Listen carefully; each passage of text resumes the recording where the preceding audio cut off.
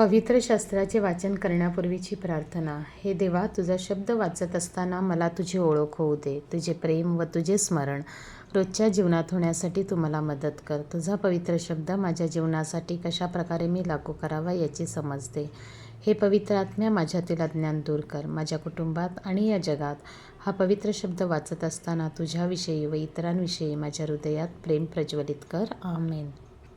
मंगळवार, तारीख 14 एप्रिल. पहिले वाचन प्रेषितांची कृत्ये, अध्याय 4, ओवी 32 ते 37. तेव्हा विश्वास धरणाऱ्यांचा समुदाय एक दिलाचा व एक जीवाचा होता. कोणीही आपल्या मालमत्तेतील काहीही स्वतःचे आहे असे म्हणत नसे, तर त्यांचे सर्व काही सामायिक होते. प्रेषित मोठ्या सामर्थ्याने प्रभू येशूच्या पुनरुत्थानाविषयी साक्ष देत होते आणि त्या सर्वांवर मोठी कृपा होती.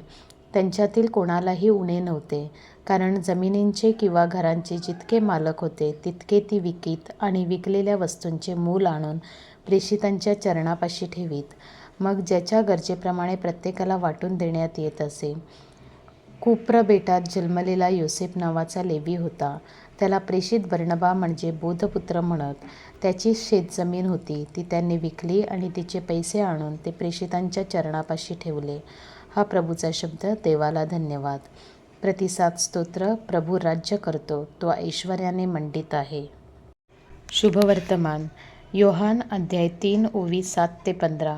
येशू निकोदेमास म्हणाला, तुम्हाला नव्याने जन्मले पाहिजे. असे मी तुम्हाला सांगितले म्हणून आश्चर्य मानू नका. वारा पाहिजे तिकडे वाहतो आणि त्याचा आवाज तुम्ही ऐकता, तरी तो कोठून येतो आणि कोठे जातो हे तुम्हाला कळत नाही. जो कोणी आत्म्यापासून जन्मलेला आहे त्याचे असेच आहे. निकोदेम त्याला म्हणाला, ह्या गोष्टी कशा होऊ शकतील? येशूने त्याला उत्तर दिले, तुम्ही इस्रायेलाचे गुरु असूनही तुम्हाला ह्या गोष्टी समजत नाहीत काय? मी तुम्हाला खचित खचित सांगतो, जे आम्हास ठाऊक आहे ते आम्ही सांगतो आणि जे आम्ही पाहिले आहे त्याविषयी साक्ष देतो, पण तुम्ही आमची साक्ष मानित नाही.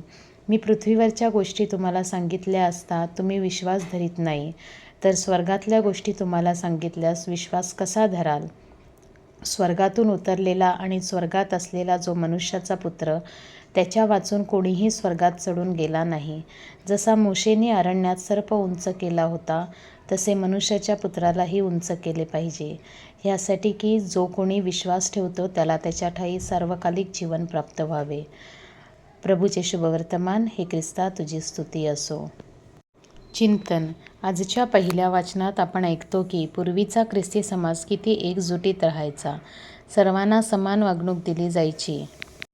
उच्च नीच, गरीब श्रीमंत, काळा गोरा असा भेदभाव नव्हता. कोणालाही जास्त मालमत्तेची, संपत्तीची भूक नव्हती, हाव नव्हती. जे काही होते ते सामायिक होते. आजच्या ख्रिस्ती समाजात काही जणांना 2 वेळचे जेवण मिळत नाही. एक ख्रिस्ती समाज, एक कुटुंब म्हणून मी माझ्या समाजातील गरीब भाऊ बहिणींना काही मदत करू शकतो का? भोवतालच्या गरिबांना आपलेच भाऊबंद मानण्याचा मनाचा मोठेपणा हवा आहे. समाजातील जीवघेणी विषमता दूर करण्यासाठी गोरगरिबांना सन्मानाने जगता येईल असा समाज निर्माण करण्याची गरज आहे. ती आपणा सर्वांची जबाबदारी आहे. एक जीवाचा व एक दिलाचा ख्रिस्ती समाज निर्माण करण्याचा निर्धार करूया.